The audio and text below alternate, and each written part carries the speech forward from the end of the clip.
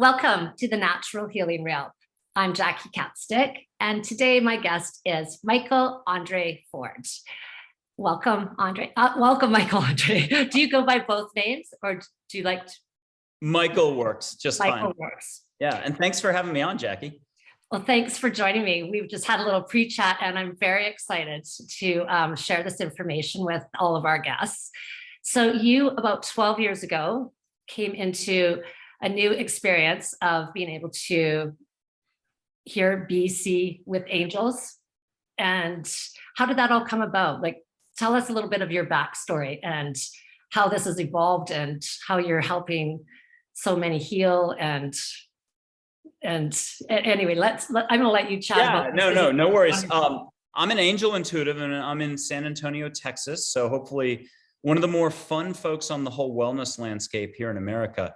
But I'm from the East Coast originally, and I did pick up the ability to help others just let go and get a full-on experience. So whoever you think is super talented out there, they are. Keep buying their books, go to their seminars.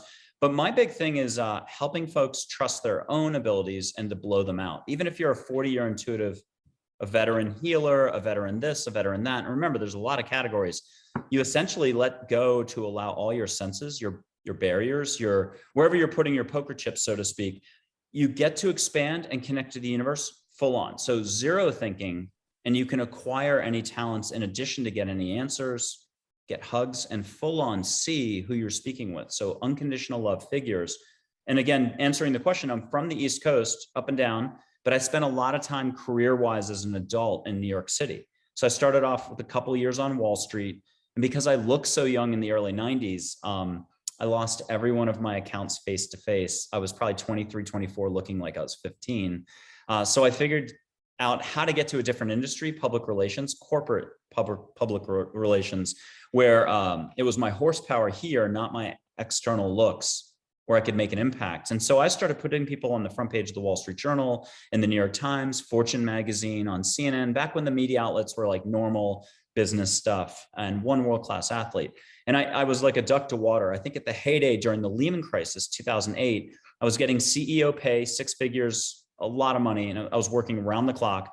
I probably personally booked 1,100 plus media interviews in a single year. I was doing 150 a month. And you know, it's good and bad in New York when this is the days of the BlackBerry, when people on an elevator in a New York City skyscraper would compliment you at how fast your thumbs were on the BlackBerry. So that was good and bad. I did the work of 5 extra people on top of my staff, but a layoff came, and I had handled the first 2 or 3 stealth layoffs, and I was in like the 3rd or 4th. 72 of us with an hour's notice got laid off. I was the only one excited. I bought a home in Austin, Texas already and been flying back and forth. I had no game plan. And as I've said publicly before, I was kind of like Kurt Russell, that eye patch in the old movie Escape from New York. I was dying to get out of New York. It's concrete. I'm a runner for 40 years now, and I was running in Central Park, but there wasn't much else going on. And I was excited to go to Texas, new adventure. And that's when stuff started to suddenly happen, started to hear, see, feel. And I'm a super slow learner. The stuff that takes me 2 years, 6 months, 2 weeks, thousands of people have put me to shame. They do it like this. Basic listening, basic smelling. You can smell the ocean in Hawaii if you'll let an angel just bring it to you. Basic feeling, getting a hug. And that's why I love that Winnie the Pooh quote with Piglet. Piglet, I think, is the one that says to Winnie the Pooh, how do you spell love? And Winnie the Pooh, for once, is super sharp and says, you don't spell it, you feel it. And that's what this is about with all of it is, don't try to analyze it up here. It's impossible to grasp. Trust me, I tried to grasp angels for 2 years. And I arrived at the final conclusion, they exist. Just trust that it's so. Your answers will come, your hugs will come, you can get healing. You'll see directly as well if you'll just park it up here. Yeah, that's the hard part for many people who haven't had the experience, isn't it? Like, I know for my daughter, my one daughter, she would just, just wasn't happy with what I was saying, I was experiencing, because they don't feel that that's a real thing because they're not seeing it, or they're just in their head about it, I guess, right? Yeah, and that's really the first stage for everybody, but this is really a life thing for everyone, and whether they know it or not, where you put your focus is where you put your focus. And at some point in life, one way or the other, whether you're an athlete trying to branch out away from athletics or you're in a slump, at some point you've got to recognize the difference of what's up here versus what's here. We'll just call this thinking or unconsciousness, whichever way you want to call it. And there's 1,000 ways to label it. Conditional love versus awareness in the heart. Now, an athlete, when they're here, that's the hole in one or the perfect 18 holes. When they think, they're shanking the ball, pick any, you're one with the soccer ball here, but you can't even get on the field if you're thinking too much and so on. So I think people can relate to it that way. Once you've understood the difference there, this is a lot of wasting of energy. Thinking won't mow the lawn for you. It won't hug a dog. You actually have to be action to give a hug. And think of artists, think of musicians. They're usually the ones at the forefront of this. Anybody creative, performers, dancers, business people are some of my favorite. I would argue that the spiritual landscape to me are business people. They're some of the most disciplined listeners. They know what they want. They know how to drop to their heart and be action. They just wouldn't give themselves credit or any label of being fantastic at this, but they are absolutely incredible at parking it, being disciplined and doing basic listening, just sticking to writing their answers down. They want their answers enough for anything, their business model, who to call, what to do, joint venture. Half of them, though, still have a family situation they want to get done first. It's little Timmy, the divorce, this, that. Once you get the personal stuff done, then you're like, whoa, I can have any answers. They're off to the races. And I don't have to see the questions or answers too. So that should stump pretty much everyone. Also, when you throw in all the languages, you're from Japan, get it in Japanese. I speak some French, that's it. Dialects, all dialects. I mean, it's the universe. So there's no limits here. I've got photos of angels and it goes on and on and on. So how do you you can't put that down, right? It's interesting to me actually how a lot of the people who would say to me like, she's talking about that stuff that's not real, or because they don't understand maybe the energy or whatever I was trying to share that I believed everybody knows, they hadn't experienced, right? And then all of a sudden now I'm noticing that these people that were the naysayers are now going, hey, no, they're open all of a sudden. And they're like, no, I think that this is a thing, right? And do you want me to do kind of a cliche sort of, I'll blow some sage and I'll blow it through two screens, not just to you, but for the audience. I've done this on another show in Australia, Brisbane, Australia. 2 podcast hosts got to smell it. Here's the deal. We're always going to have limits. If there's a skeptic out there or somebody who's like having a hard time grasping it, I'm with you. I would say, don't change a thing. I'm not here to change anybody's thinking. I'm just here to mention sort of that you can focus on the good just a little more and do a little less thinking. 7% a week is the max. That's the Olympic gold medal or the Olympic gold standard. 7% less thinking a week. That's it. Thinking's not going away for us, but it is a block. It is an obstacle, and you're never going to be happy with thinking because you're thinking. When you breathe, you smile, you relax. This is just a little of that California company, Juniper Ridge sage with crate and barrel tea light in one of those shells, red-tailed hawk feather. Leave your mouth open just 1 millimeter. See if you can just catch a whiff of sage. And if you need to ask for help, ask for help. If you're Indian, like Native American, ask for it that way. Ask angels to bring you the smell. If you're from the country of India, do it that way. If you're from New Zealand, culturally there, do it that way. I just helped another healer in New Zealand who wrote me up in a Swedish magazine, but it was more about her meeting angels, not smelling sage. She mentioned the sage. And just catch a whiff and nod when you catch a little whiff of sage. Good. So for the audience, play it over and over again. Let go. If I have to tell a dad joke, here's the one I'll tell everybody. But I mean, it's Sesame Street, Bert and Ernie. No one needs to remember these kids' characters, but Bert offers Ernie ice cream. What's Ernie say? Sure, Bert. And if you can laugh, you've got the skill of a traditional healer. You're in your heart and you receive all. End of story. Okay, I love your jokes because I get them. The first one took me a little bit. Yeah, off camera, we were telling dad jokes beforehand, just having fun. Do you know when my mom passed, my sister used to always say to me, "Do you smell that? It's like there's something burning." Right. So my parents smoked a lot and smoked in the house, and then we had like this, but it was constant for my sister. She was like, and then it smells like campfire almost, right? And every once in a while, I'd be like, yeah, I do. And we're kind of looking around. She goes, no, it's mom. It's mom. It's like, good for you. Cause that actually, that was her. Anyway, it was just lovely that she was aware enough to know I that love it. was what was going on. Yeah. And I have people, once they get comfortable, think of this more as a pool party and how people react when they go to a pool party. Most people can enjoy a party. So they get there and then there's a pool and you were expected to bring a bathing suit, you jump in. I'm the type, and this is why, I mean, I mentioned it takes me 2 years, 6 months, 2 weeks to allow for something that I see most people do like this. Even the business people, the hesitant people, the skeptical types, they let go like the way you just let go to laugh. The pool party. Half an hour later, maybe I'm thinking about going in the pool. 2 hours later, maybe the shoes and socks are off and I'm up to my ankle. You're not getting me in unless like I've got really good friends or someone's talking me into going in. And I'm certainly not cannonballing. And the same goes for skydiving, a balloon ride, bungee cord, bridge, and jump. But it seems like every third or fifth person I meet, and maybe it's a little bit of arranged there. There's a right time, right place, sort of like a combo lock in the way it, you just run into people. But I get some folks they might be 19, headed off to college. They might be 70, young at heart, who are just like, yeah, sparkle in the eye. They're like, I got it. What's next? And I feel pressure because I've got to deliver. And that's sometimes when some of the coolest exercises come up, including asking an angel to bring you a perfume smell that hasn't even been invented yet, that knocks you off your socks, thrills you, or it's a cologne smell, depending on what your preference is. But you can also meet your passed over loved ones and relatives, pets, if it's a friend or something, and it's been a while. It can't be a bank robber from yesterday that died in an American FBI shootout. But the point of this is it's big. You're pulling back the veil and angels are doing all the work. You can smell the cooking of Uncle Joe if it's a pleasant smell. You ask for something that way, but you can go ahead and full on see and talk with and get a hug at a distance, Uncle Joe, full on standing there. Now that's impossible to grasp. So I apologize right now, except think of a barbecue and think that you're in the kitchen looking through the window out to the backyard where the barbecue is happening. Think of some of the coolest people out there who have no thinking attached to them. So every time they speak, it's love, it's light, it's understanding, great detail, and they always give great advice to you.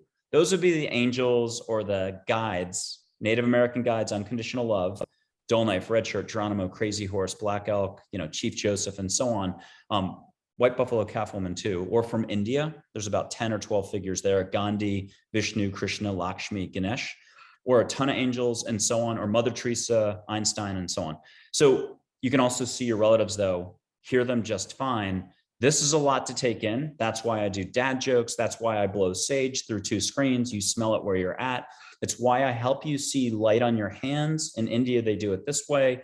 It's just consciousness. And the way you know that there's something up here, when you go to an airport and pick up your relative, like out of Love Actually, that old British movie, you see the person, you're out of earshot, too many people, too much chatter, but you connect with your eyes and you light up, you feel them. It's got to be the cousin you like, or the girlfriend or the boyfriend or the husband. You haven't seen each other for a little bit. You're excited.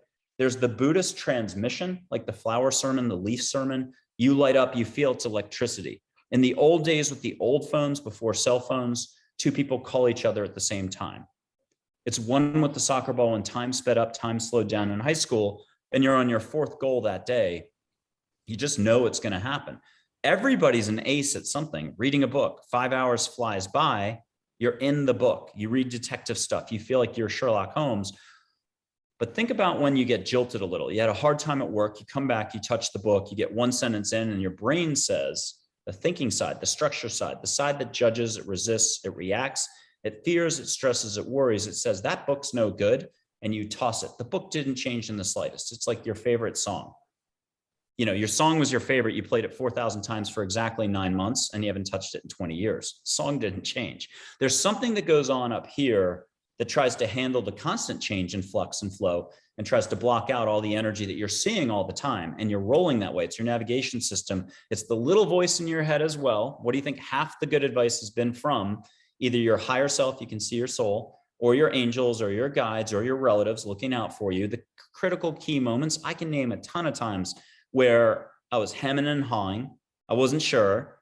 And then something happened where I got a definitive shove, and so on. So I think you're like a giant slalom skier in life. You've signed up for a certain set of experiences. There are certain big gates as you go skiing down the mountain that you're supposed to, waypoints that you're supposed to make it through. I think at those times you get help from your cheerleading squad, your angels. If your SUV, and I've said this before, rolls over and ends up in a Dutch canal and it's not your time, it doesn't mean you can't pass. In some situations, lights out. In others, though, you're going to get pulled out by a complete stranger. And when the police get there, they're like, no, we were first on the scene. What are you talking about with that little old man who pulled you out of the water? Yeah. And we've heard those stories a million times.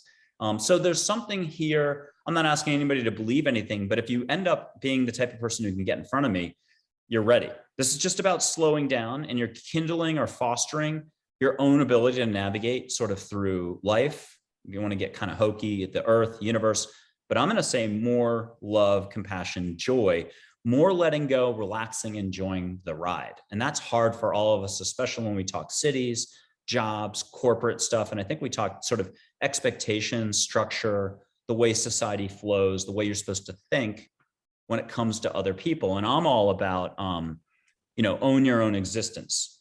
Be love as often as possible. Do not allow others to dictate your own well-being.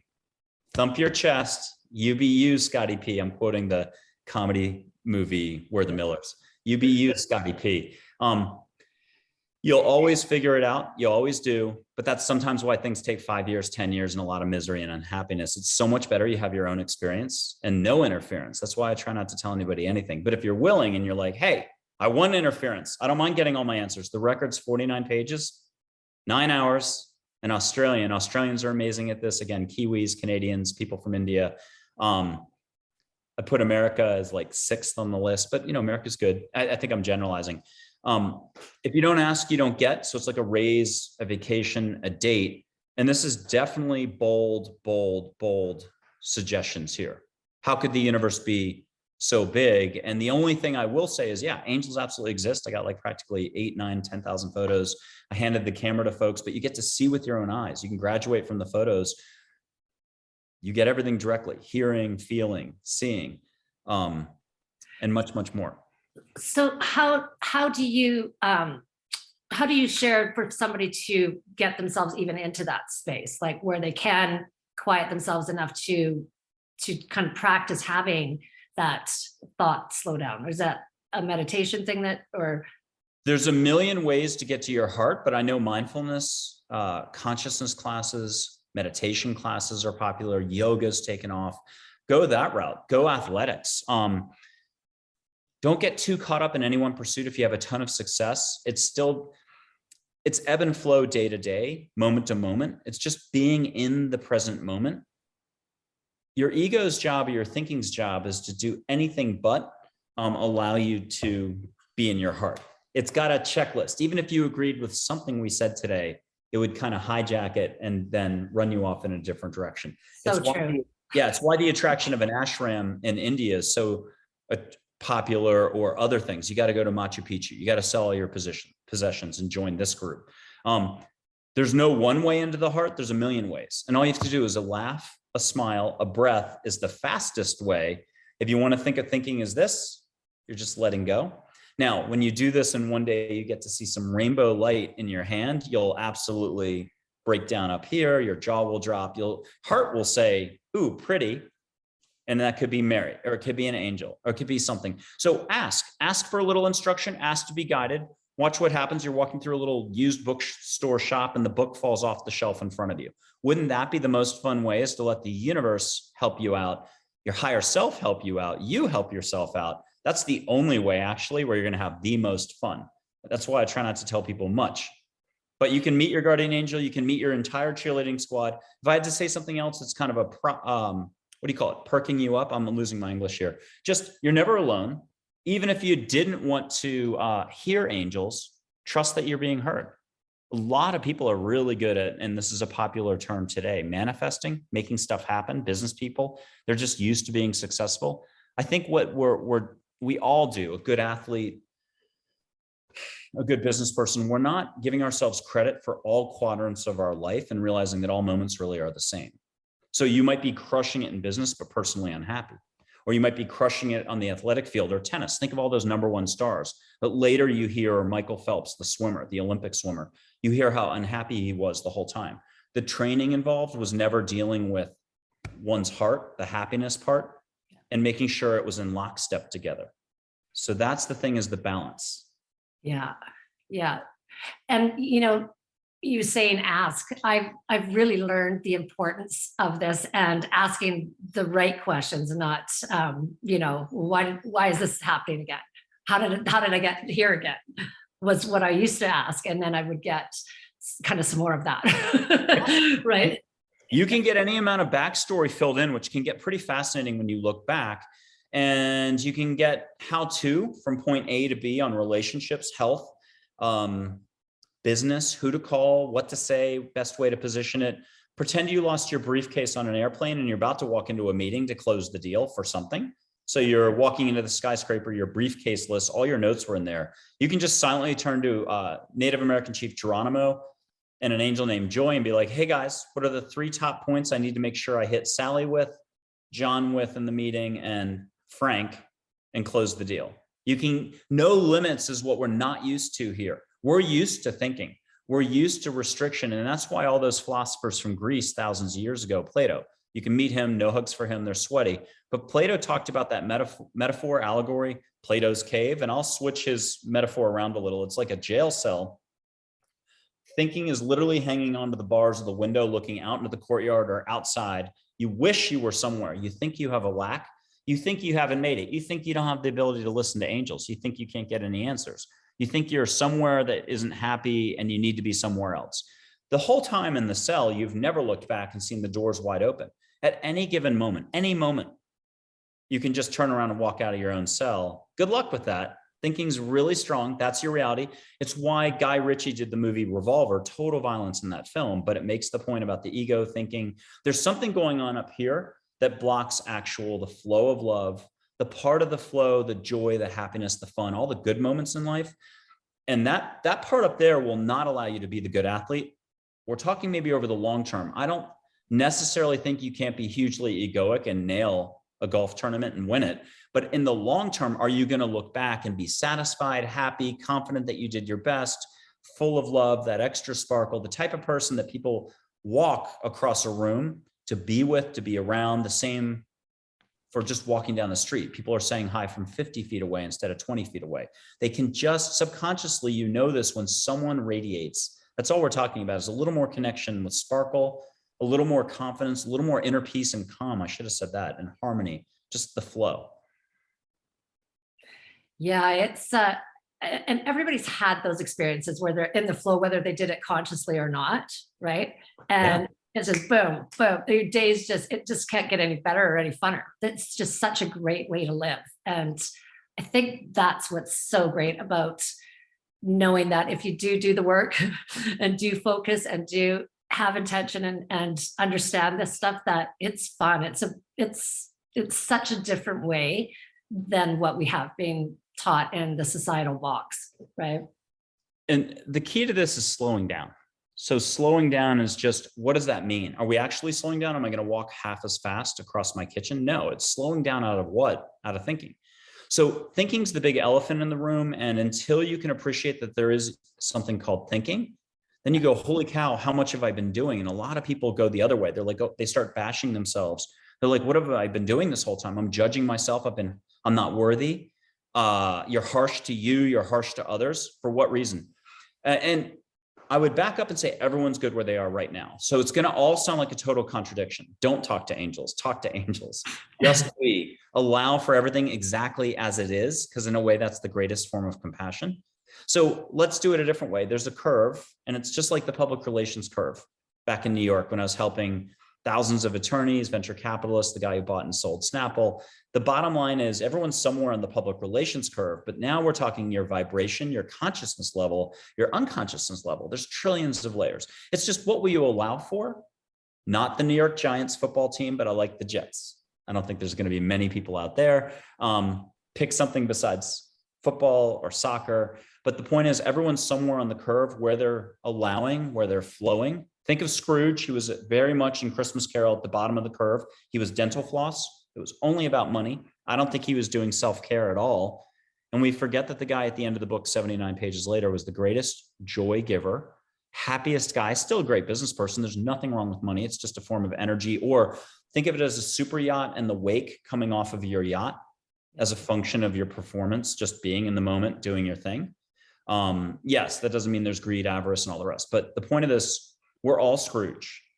So don't even try. Like, we ebb and flow day to day. Even if you talk to 100 angels, got 4,000 pages of answers, said kumbaya, saw light flowing around you, had a huge revelation and everything else, got hugs, got healing, colorblind people see color, you're still going to go back to thinking at some point. So we're talking just ease up on the judging. Allow for a little more. Take it easy. Compassion, love is within you. There's a lot of people who are like, oh, I don't think I can get back to when I was 10, when everything was simple. The summers were long. I just had the best time. I'm here to remind folks that you never lost any of it. Think of your greatest time when everything seemed harmonious, easy, fun, sparkly. You just have to give yourself a break and allow for a little more je ne sais quoi coming back in, a little vibe, a little sparkly, a little pop the champagne, even if it's just the sparkly grape wine that's not alcoholic. The point of this is you can have your cake and eat it too. There's no calories. And each cake equals a smile. And if you do figure things out, then you can get cooking with your unique life path. Everyone has one of those. And once you do, you get to open up bakeries and share those cakes. And each of those cakes equals a smile for someone else, no calories. Yeah. What will you allow for is the real question. So forget angels. We'll do Winnie the Pooh again. He's got a classic quote. I love Winnie the Pooh because I'm still thinking about him. He's as hard as some of those Joshu or Zen, from 700 BC, if I got this right, AD, those Eastern philosophy guys, Zen masters. They'll say, white is the white ox standing in the field. And then the master says, you dumb ox, and hits his student in the head with his cane. But here's the Winnie the Pooh quote that is interesting. Everyone talks to animals. No one listens. And that applies in a lot of directions. We're all up here and we're never down here. So you talk to your dog, and that's the obvious one here, but you don't bother to listen. They're like third graders. You can hear them. And there's a lot of pet owners that actually, I think, do connect much more than anyone wants to acknowledge. But the other thing is too, it could be requests. Hey, why is this not happening in my life? You're religious, so you're doing prayer through your heart. If you're not religious, to me, faith is non-religious, religious. It's called letting go. And then don't forget your life story. And I better just mention with prayer, when you're flowing words through your heart, making requests, why don't you allow? And by that, I just mean let the universe do its job. It's the alchemist. Universal forces are in place to respond and make stuff happen. It's really not up to you. You are meant to sort of be here.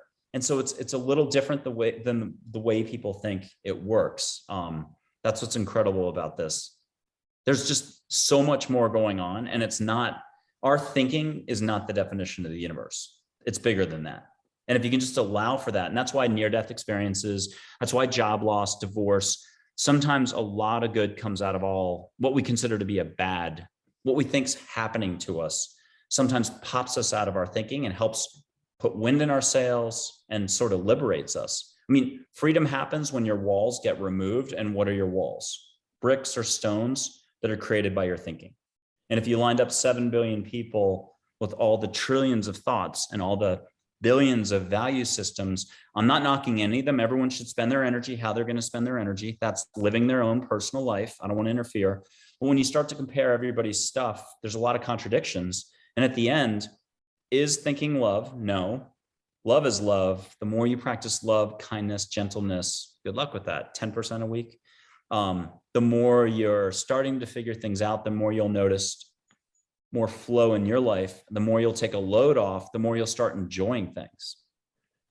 So much fear in our thoughts, and fear of we're all running around thinking until you have the awareness, and then you can start working on it, that I'm not what I think I am. I'm not what you think I am. I am what I think you think I am. Yeah. And it's like the Casablanca movie. Remember that one, Humphrey Bogart, black and white. It's the police chief walking into the casino, and he mockingly says, I'm shocked to see there's gambling going on in this casino. Close it down and arrest the usual suspects. But meanwhile, somebody's handing him his winnings in an envelope. So I'm shocked. There's thinking going on. These are age-old, eternal questions, what it is to be human. And I don't know if we're ever going to have any answers, but the point is you got to roll up your sleeves and just get going and start living. And so life's not a routine, live it. And I think a lot of people think that being a good athlete, disciplined, but without the heart is success. And then they find out later and they go through emotional trauma. And then make that happen on a bunch of different industry fronts. That's why people feel not satisfied, hollow.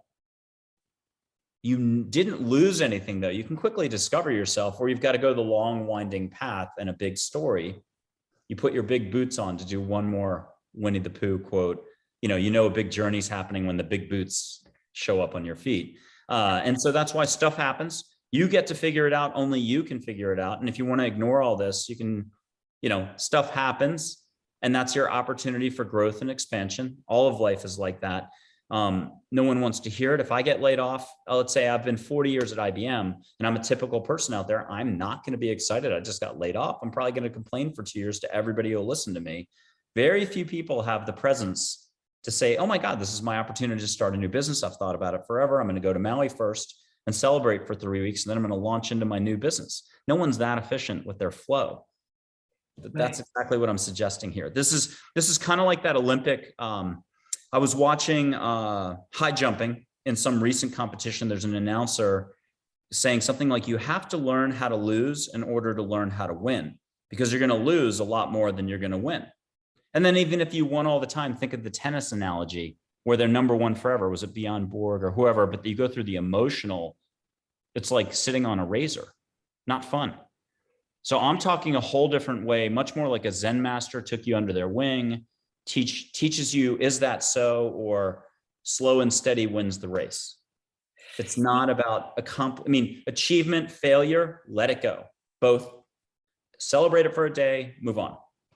That is such a big point, right? It's just, there's so many people, and we believe on the outside because they're number one or they're this and they're so great for so long that they have it all. And usually, like you were talking earlier with the balance, and if they're not coming from that heart stuff, it's just, to hear them share their experience is wild, because you think they have it all, and here they are, they're depressed, they're stressed, they're all of these things because they're not coming from that space at all. They're coming from this up here because they're trying to stay in number one, I guess, right? That must be, it must be incredible.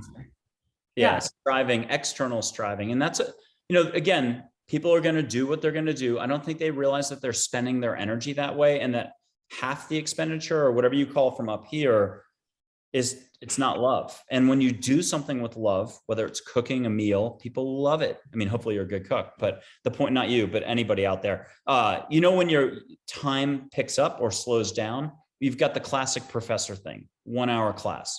If the professor's amazing, it flies by in 15 minutes. You kind of wish it kept going. If the professor's boring, guess what? You probably stared at the row ahead of you and saw an aura on the person's head because you were tuning out to the voice. That's how I do it. I just drone on, and then I help tie up a person's thinking so they can get to their heart. And I am here to pass along a very hopeful message.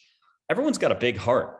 Everyone. Sometimes it takes 2 hours, 3 hours to help them remember it and get to it. But you're like Hank Aaron already, and name an athlete or name a performer or Pavarotti of opera, but in your own heart. Doesn't mean you don't have a lot of clutter, or as Buddhists say, dust, or a lot of thinking, or a lot of layers like an onion, and they got to get peeled back. But right now, just give yourself a break if you've had any reacting to this or anything else. Now, back to the judging part. I mean, I've got photos of angels, and you later get to see full on. And if you and your sister can each do it separately, or your business partner, you can do it together. At the same time, hear answers. I just had 2 sprinkler guys, fixing a lawn sprinkler system. They're young, in their 20s. They both had great energy. They did it individually, but they're meeting an angel. They're meeting Audrey Hepburn. They're meeting Geronimo, and then they're able to do it together and hearing their answers directly. So it's a lot to take in. How cool is that? So, so are you doing things like in a group setting, or just a one-on-one through Zoom, or people come to see you? How are you sharing? Sure. Well, through my website, people can book sessions. So it's like an hour, 2.5 hours, 4 hours is plenty for anybody. That's the works. You get to meet as many figures as you can handle. So it's like a big sushi bar. You're going to taste everything on the menu or the buffet. I've done online events and stuff like that, and people get a joint experience, and it's a little jarring no matter what. I mean, this isn't something, I think this is a little ahead of its time. You can see the flows of energy as well. I love Star Wars. I don't know if you're thinking cartoon wise, the books, the movies, the classic stuff. It's been around now, 40, 50 years. So everyone's a Jedi without knowing it. You're Obi-Wan Kenobi, you're Jedi Shakti, you're Luke Skywalker, but you only recognize it when you read books because you love that particular author, or when you go for a walk with your dog and you had a blast, or when you're a good business person or you're an artist, you are in a certain gallery, you've got skills. When you get, everyone has skills and abilities, but you're not giving yourself credit for the rest of the compartments or the areas of your life. It's really your heart. And I'm going to argue that the degree of difficulty here, there is none. It's like falling asleep at night. On a good night, you let go. You let go like an Olympian. You don't remember the last minute when you let go. Did you call every relative and friend the next morning when you had a great night's sleep and say, I was an Olympian last night. I got a gold medal for letting go. And I just needed to let you know. No. And when I walked into the room to hit that light switch on the wall, I just trusted the lights were going to go on. Now here, the light switch is upside down. You're the light switch. Here is off. Unconsciousness. Now, that may sound harsh because everyone's up in their brain, but think about it. All the thinking in the world doesn't get anything done. It's called action. And if you're in your heart in the first place, that's when you're kind of compassionate, gentle, kind. You're in the flow with the force. You're kind of Jedi-ish. And that allows for proper perspective wisdom to save some energy and just get stuff done with half the effort and a lot more joy. And there's a ripple effect.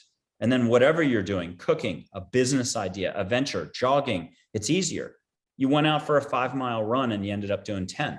I can think when I thought too hard and I'm out running, I'm a 40-year runner, I practically broke down at mile 3 because I started thinking so hard on an issue. I reacted to someone and I'm like, I just fell apart. My whole body wouldn't respond. That's the best I can do. I think if a person takes their own time, they'll relate to this eventually. But you can see the light that is consciousness. Joseph Campbell, you can meet Joe on the other side, whatever way you want to say this. But he talks about in that interview with Bill Moyers on The Power of Myth, that series, he talks about, well, I think energy is consciousness. And we know everything is energy at a subatomic level. And, everyone's trying to figure this stuff out, the quantum physics crowd, the institutes. They're also trying to force doors open sometimes. And I'm really here to remind people that they've already got it. It's so far beyond thinking that it's that simple. It's just not thinking. Yeah, it really is very simple, but it's very complex at the same time, right? Because we can feel we that don't way. know it because we just don't know it. It's not a society thing, right? It's a circle that's not in the box. So but it's the work along the path as you discover whatever you discover about this. Pretend you've rejected 90% of it. It's the work along the path that helps you develop your own compassion, your own joy. It kindles that spark that you thought you lost when you were 5, 10, 17, when you were married to Joe or Sarah, when you were 25 and got divorced, when you thought life was good. And, it takes a few bumps. You fall off the jet ski and you might not ever look at the jet ski the same way again. And I'm here to remind people, and now we'll really mix metaphors up, but Geronimo just said to one of my neighbors here in San Antonio, gave her the metaphor of riding the horse. And hold on to I think the back of the neck, the mane. I'm not a horse rider yet. But you hold on tight and you keep going forward, galloping. Don't look left, don't look right, don't look back. Don't dwell in failure, don't dwell in success. Don't get hung up. Trust your heart. Watch, your heart already knows what to do. It's the Michael Phelps of swimming. It's the gymnast, it's the performer, it's the artist, it's the singer. Let go a little more, trust a little more, 1% more, nothing drastic. It's going to feel like K2 Mount Everest, like you said. It's going to seem complex, but when you start to think about it, and there's a little bit of a pun, the complexity is thinking itself. And think about all the things you react to, especially this day and age, and all the political landscapes out there. There's so much ideology, just more organized, heavy, concrete thinking. Ideology. It's so easy to judge someone else. Like, oh, that person's bad. This is good. This is that. This is right. This is left. And the point of that is all of that's up here. And if you could see the flow behind it, it's kind of like the dark side of the force. And you're still going to judge. You're still going to react. Just try to be a little more patient. Be kind. I'll do a Plato quote from 1,000 years ago or more. Be kind, for everyone you meet is fighting a harder battle than you. The only way you accept that quote, I had somebody reject that quote the other day because they were having their life story is so heavy, they couldn't accept it. You have to be in your heart to be able to accept that as a possibility of being true. Yeah. I mean, that's it. So what are you telling yourself for your life story? What are you accepting as fact? What are you telling others as your life story? You can change your life story. Perspective changes anything. Perspective's huge. That's the one thing I ask for a lot, is to show me a broader perspective. Show me something, a brighter side of this perspective that I'm looking at that's not working for me. So why don't we do a dad joke or something? Because we've talked so heavy. I didn't mean to everyone's good where they are listening. If you want to meet angels, do it. Don't need me. I've got a little book out there also that can, for less than $5, you can go that route. It's called Listening to Angels. It's at Amazon. My Amazon author profile is just amazon.com/author/ and now I'm about to make a joke. James Patterson. Just kidding. It's amazon.com/author/angels. Not my name, just angels. And that has a little Listening to Angels book that last Saturday on the 30th of April went #2 overall in its category and in the angel category. So I was just behind Sonia Chiquette, but ahead of Hollywood medium Tyler Henry and Kyle Gray. I think he's an angel guy with Hay House. But the point of this is now I can forget all about it. I said, what do I do to a guy in Arizona who wrote, slow and steady wins the race, meaning, what are you going to do? I'm going to put a social media post out and now I'll have to wait another 5 years before it's constant top 10. But it was written by angels and I have photos of angels, so you'd think it would be a popular book. It's also a 15-minute read. If anyone out there thinks I wrote it, I say thank you. It is the most gentle book. The most lingo I use is the universe, compassion, unconditional love, like follow your heart sort of stuff. And that's I would argue, what angels, how they talk. There's an epilogue by an angel named Dale, who coached a famous gymnast who won a lot of golds. I've seen angels in human form. This is a lot for the listener, but I mean, I've got photos of angels, and do you want me to put a photo? Yeah. Show us some photos. Okay, so here's a silhouette of an angel. That's my guardian angel. Her first name is Min, like Minnesota. So the Lakota word for Sioux. She's kind of professorial. She's light waves of energy and water. Anybody out there who's already digging the way this conversation's going, they're liking it. Go ahead and ask her to bring you just the Hawaii smell at your end. Go for gold, go for gusto. I'm telling you, you've got no limits, but you actually have to believe in all with a capital A. It doesn't have to be any other structure. Just believe in a little Disney, a little sparkle. Let her do her job and bring you a little bit of Maui. Breathe and leave your mouth open a millimeter. Just slightly breathe through your mouth. Don't tense up. And if you're doing it right, stop thinking. Who cares? Laugh. I'll tell you another dad joke. What do you call a baby camel born with no humps? Humphrey. Now, if you can laugh, you can catch a little whiff of ocean. Close your eyes, hear the ocean waves, feel a little spritz on your nose. I'll show a picture of a fairy, and I've got her in a bunch of different ways. Again, I used to hand the camera to folks. I've got a concert photo that's pretty amazing, and I'll just show that. That's from Stubbs Barbecue. A concert vibe when it's incredible. It's not raining that night. There's all the concert goers. It's a barbecue place. And I'm sorry it's so reflective, but those are all angels. It's not raining. It's not humidity. It's not orbs. It's actual angels. Love it. Love that. So it is what it is. It's a lot to take in again, but it's pretty fantastic actually when you give it a go. And I was sharing with you earlier, I was excited for you to share that with me because I have some of those pictures as well. And I saw talk with it about because it's not that common of a topic. Beforehand, I think it's fair to say we did more than talking, but afterwards we'll do more than talking as well, and you'll have some fun. And who knows if you put out a little teaser or trailer about this. But if a person wants to dumb this down, it's just smile more, breathe more, allow more, let go more, cook more, pick up a new hobby, do your existing hobby a little more, take a break from so much stress, walk away a little. Mouth open. Yeah, keep your mouth open. Exactly. And it's think less. So smile more, think less, breathe more, think less. Good luck with that, because your job of your ego is pretend you have to go take the best breath. It's that physical, and they put the stethoscope on your chest. It's that once a year you do a real breath. Meanwhile, the irony of this is you're breathing all the time. But Buddhists try to practice this golden breath. And so do a lot of other organizations, meditation, mindfulness, so on. Try to let go, try to enjoy the moment. I don't care which way. Put your feet up, have a beer on the back patio, watch your thinking come in. And as soon as you start to realize, holy cow, that's not really me. You're not your thoughts. You're not your judgments of other people. You're not your judgments of yourself. And we can be our own worst critics or respond and believe it. So own your energy a little bit better and just take life a little slower, enjoy more. Well, and I think too, they found out that the heart has a brain not that long ago that they didn't realize, right? I mean, so when growing up, you were like, okay, do I trust my heart or do I trust my brain?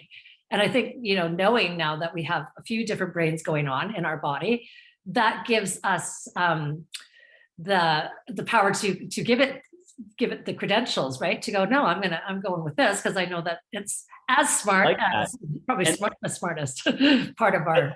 I think some of the successful people or the ones having the most fun out there are the ones who figured out to trust their heart early on, and they just have an unmistakable pattern of signs, responses, things that happen, responses to how they expended their energy or set their intent, and that's incredible.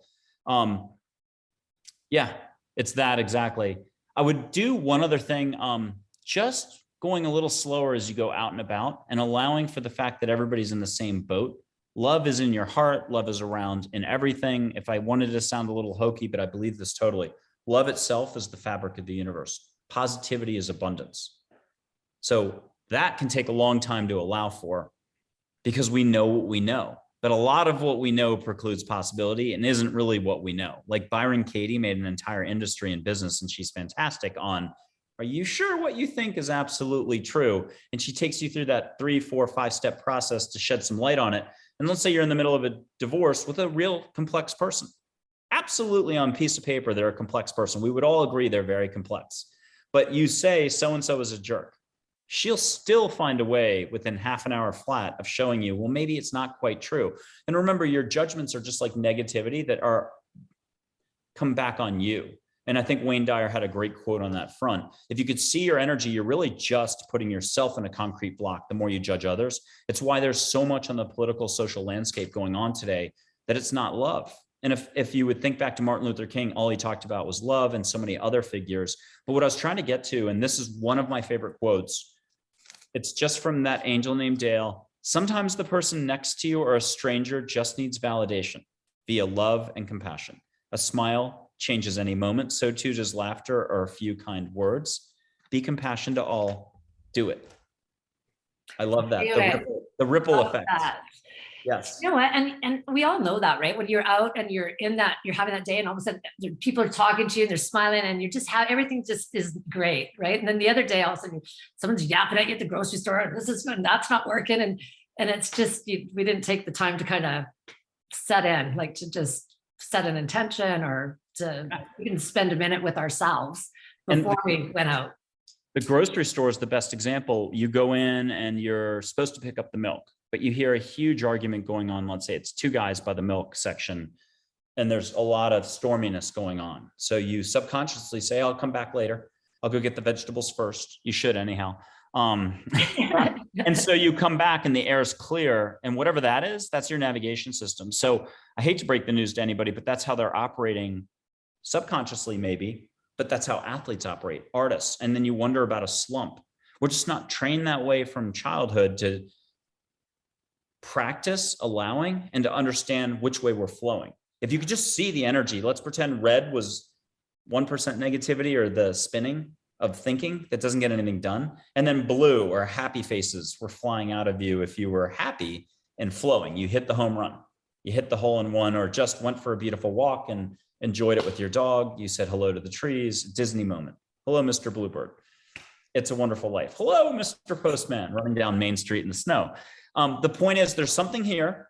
There's something here. When you figure it out on your own, and there's a million classes, seminars, and experts to help you do it, you've arrived. And then get going with your unique life path. Have a lot more fun. Have your cake, eat it too. No calories. Love that. Love that. I've just started this work of trying to reconnect, because I had the experience as a young child of seeing spirits above my mom's bed as a 4-year-old, and of course nobody else was believing that was a true thing, and no support, and really felt the spirit and energies in our house as a child. And it was very scary for me because I didn't know what I was experiencing, and everybody else telling me that wasn't happening. As an adult, then kind of coming to a point of this coming back up again through a reading, my first reading I think I had when I was like 18. And you're scared of the dark. Why? It was like, because it's like I could feel it. I could, total empath, I believe. But this is exciting. That this is being talked about and that you're sharing, that everything is energy, and we just need to accept that there is a bigger picture going on than what we are seeing in this stressful, busy, tight little schedule that we're all running, right? Yeah. And I had, everyone gets dealt a hand. If you want to think bridge, hearts, spades, poker, whatever. And we like to judge. We like to say that 2s and 3s aren't necessarily good, but if you get 4 2s, that's actually really nice in poker. And we think like aces and kings and queens are great, and you get dealt a hand in life. It could be the way you kind of came in. It could be, for me, it was my dad dying in 1970 when I was 2, Navy fighter pilot off of Italy. It was his time to go. He just turned 25, 26. He wasn't the pilot. He was the back seater, front seater of an F4 Phantom off of Naples, off the carrier Roosevelt. He did what, the missiles and the radar, I guess, radar intercept officer. No body recovered. They put him in Arlington in 1998. My mom passed when I was turning 23, an artist. He was 6'1", she's 5'6", I think, 5'4". Total charm, sparkly, great at connecting people. Hundreds of people have met them now. I literally pull back the veil, is another way to say it. And hundreds of people have met them. They give great advice. They're reconciled. They're not angels, but they're, again, reconciled. I don't have any definitions for all that. I could barely tell you the difference between a fairy and an angel. I just got asked that on another show. The point of this is they give great advice. They've been here recently. They know that paying bills sucks. And so angels also understand your situation, Native American chiefs. There's just so much wisdom too. Like, I'm a very fluffy kind of Disney light, very vacuous. I can take 6 months again to do something that you've already done earlier, and you make me look like a chump. You're already Einstein. So there's tons of people I see with tons of just flavor. And there's so many ways people roll, that contrast, as Esther Hicks would say. It's just incredible. That's why I wouldn't want to change anything about where people are even at, because it adds so much dynamic, like, feeling out there. Now, spot what you like, walk away from what you don't like, hang out with higher energy people. If you can't figure out how to just get to your heart, at least take some baby steps on your own. I'll show a photo of 4 archangels. If anybody out there wants to ask for a hug, there's Michael, Gabriel, Raphael, and Uriel in there. Don't attach any importance to titles or anything like that when I said archangels, just angels. Lots of love, feel. If anybody's really like, well, I'm not sure I can do that, put your hand up like it's a fireplace and just feel some light, love, sparkle, Disney coming. And then leave your mouth 1 millimeter open. We all forget. I have to remind people 100 times in an hour, and that's all of us, even a seasoned 40-year intuitive pro. It's just subconscious. Welcome to being human, and welcome to the big casino of life, where I'm shocked to see there's gambling going on here. So being is believing in all. You don't have to be like anybody else. Just be you. Smile more, think less. Don't permit others to dictate your well-being. Just own your own being in life. Love more and allow more. Good luck with that. Even 1 extra hour a week, you could start crying. It's that hard. It's complex, but I'm not kidding. When you don't try, like Yoda, no try, I can do his voice. Love more and allow more. You can be happy now in this very moment without a single reason at all. That is the rub right there. And that is the lesson we should have all gotten taught when we were 2, except we probably couldn't have learned it then. And we already were living the lesson. So how can you be happy in this? Yeah, how can you be happy in this moment right now for no reason at all? Think of it. You got a million reasons why you're not happy, or you've got this going on. You don't understand my situation. I got 5 kids. I got 6 dogs. I got this condition. This happened to me. Joe, Sarah, Penelope. But at some point, one way or the other, you're going to learn the hard way, the easy way. It's going to take you 10 years. It's going to take you a week. You can ask angels and get it done in a moment. Letting go is letting go. And boy, I've watched the PTSD crowd. You know, I had an American Army Ranger with PTSD. It's a state of mind. I'm not taking away from anyone's situations or details, but angels can lift a lot off of you. And then what happens? You're like, what do I do now? Remember the Soul Surfer movie? If you can, there's Bethany Hamilton, Soul Surfer, the book, the movie. She comes out of the water. She's lost an arm to a shark. She's a world-class surfer, but she's now worried she's never going to surf again, compete. She comes out of the water and she's gotten over it. And she goes on to win, you know, at least 2 or 3 tournaments. Yeah, contests. But she says to her mom, what do I do now? Like, I'm over it. Like, now I'm ready to get going. And it was one of the best answers ever. I'm only going to be able to ad lib, which is something like, hey, be love in your heart and everything you touch will work out. Go live your life. And that's the message here in another sense. Compassion's within us all. This is the classic treasure hunt. You're handed a flashlight or you're handed a map. but the treasure is you. How much are you willing to like look within? It's the last place you want to go. And I'll plug another expert or another movie. It's Peaceful Warrior. The Way of the Peaceful Warrior, Dan Millman, he's spot on with all that. You can meet Socrates, the garage station attendant from the book or the movie, Nick Nolte. But the point of that is the last place you want to go is the only place that's going to matter. It's your heart. And even Seth from the 1970s, isn't that like the beginning of this whole spiritual woo-woo new age thing, which I'm probably a poster child for, but I try to do a lot of humor and I look at all of this the same way everyone else does. You can meet Seth, you can meet light beings, they exist. That was hard for me for a couple extra years, but Seth was the one who said, you're going to have to let go of what you know is your perceived reality, which remember is contradicted by 7 billion other people. Even people at the same church, the same NFL organization, they won't all agree on the same running back or quarterback that they like or they don't like. So that tells you what thinking's worth in one sense. You're going to have to go through your heart, what you know, to pop into something else to discover. And then he had a really sophisticated quote that I'm slaughtering here. But the point is, that's the journey. And that's why the Zen Buddhist crowd says the gateless gate, or the wayless way, or the pathless path. And there is no one entrance way in. So you could be the best meditation teacher ever and get caught up in that, hang a shingle out, and 50 years later, still not have done what you could have done back when you were 25 for letting go. So I like to use a little bit of humor. I think Patch Adams had it right. Try to let go of the details. As soon as you get something done, it's like that achievement failure thing. Move on. There's another bit of expansion, improvement, learning, a little more gentleness, a little more sparkle.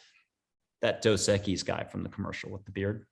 Yeah. The most fabulous guy and the most interesting guy in the world. That's all I'm saying is everyone gets to be that guy or girl. I don't know if they have a girl version of it, a woman version of it. I love car commercials because if you take out the Mercedes and put in the word heart, half of those are about living your life better. They want to mix you up on the, it's through buying the car. But yes, there's a shinier, sparklier you that you've probably already been. Could have been when you were 5, it could have been last week, but then something happened to you. You never lost any of it. And it's coming right back the second you give yourself a break. It's just your awareness, your sparkle, your shine when you connect to everything. Yes. What I've experienced, and I have experienced what you're talking about. It is so true. It's true, true, true. Right. And yeah. And I believe I've had lots of where it just, face planted and stayed down there for a while and get back up. But it's such a gift. I'm not supposed to be where I was, clearly, right? And it's like the universe is going, no, you're out of there, you're out of there. And it's, to me, it's all perception, right? But we live in a society of victimhood. This happened to me, but this is real, this is happening. And that whole, well, don't look at it, don't talk about it. I used to just be so confused. Yeah. But there's this space where you actually just give yourself a break and like you say, just let it go so that you can have that space within.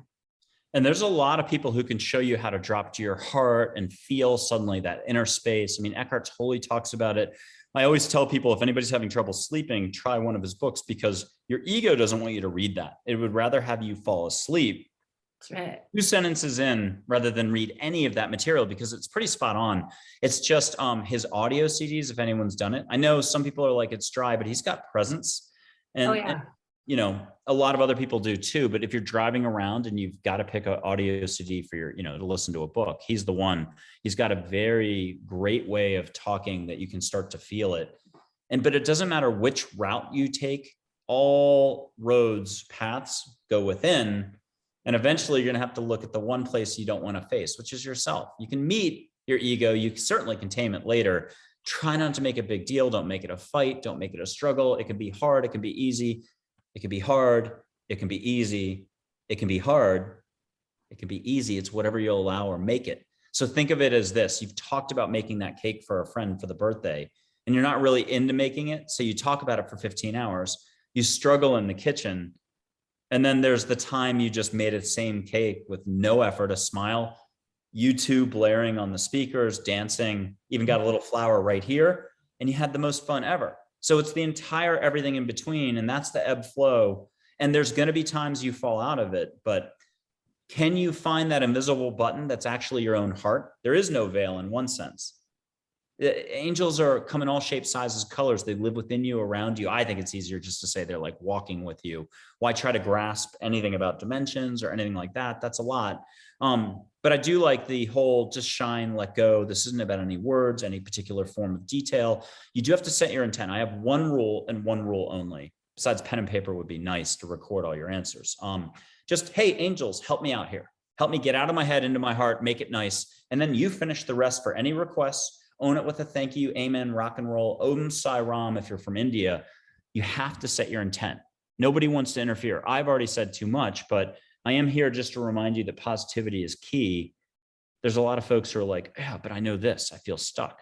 You get unstuck. You've gotten unstuck a million times. You're just really stuck. You're not giving yourself credit for anything at this point. Yeah, we need to choose differently. I decide.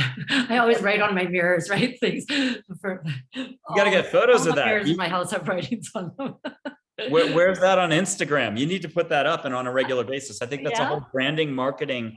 Yeah. Oh my goodness. Lane for you. Why not? You just got yourself a million. I just love it because it just, like just return to sender any energies that I have taken on that are not mine, right? And just with love and consciousness, and just so I walk in and there's just all kinds of different ones. But it's yeah.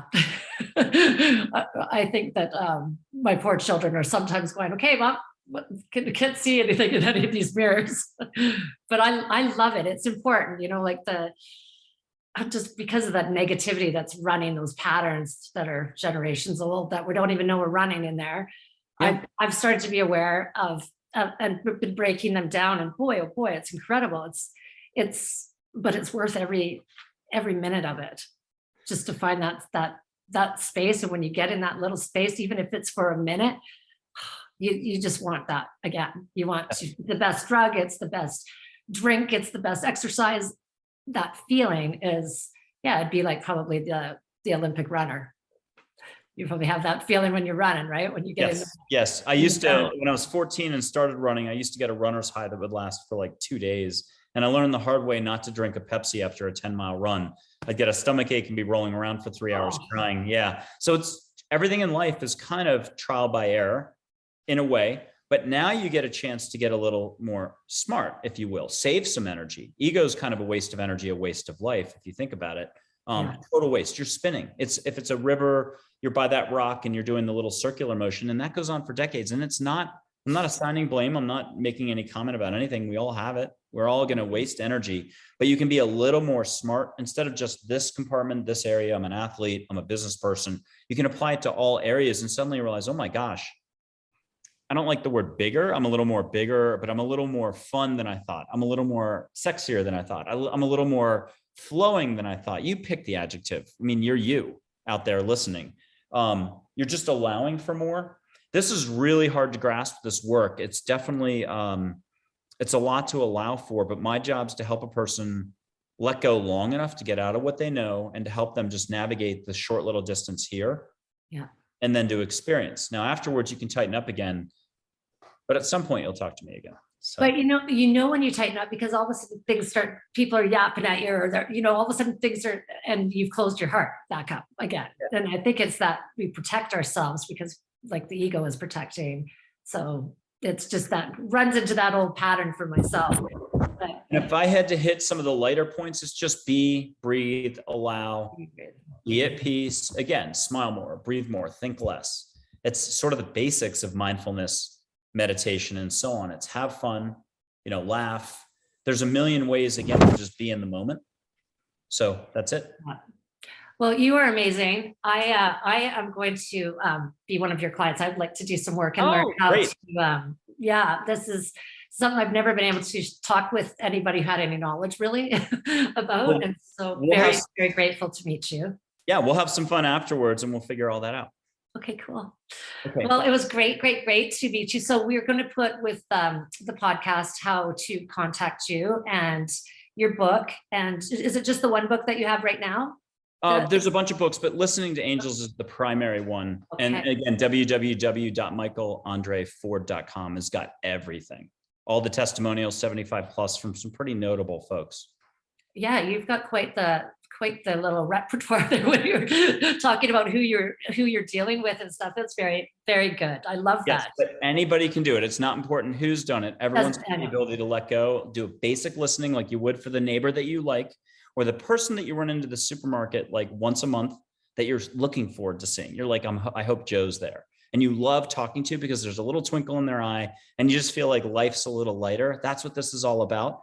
The easier path, walking and being able to breathe a little more easier and just trusting that you're bigger than you remember.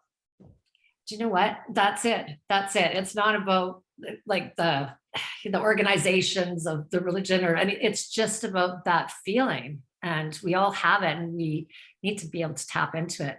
Yes. We need to have the knowledge of how, right? Exactly. So, yeah, you're a gift. Thank you. Thank you so much. Well, thanks for having me on. Yeah, thanks for being on. And maybe we can come down the road another year or so we can touch base, and I'm sure you'll have more books and stuff to share, because this seems to be really evolving and moving for some reason at this time and space of our world, right? That sounds very good. Look forward to it. Okay.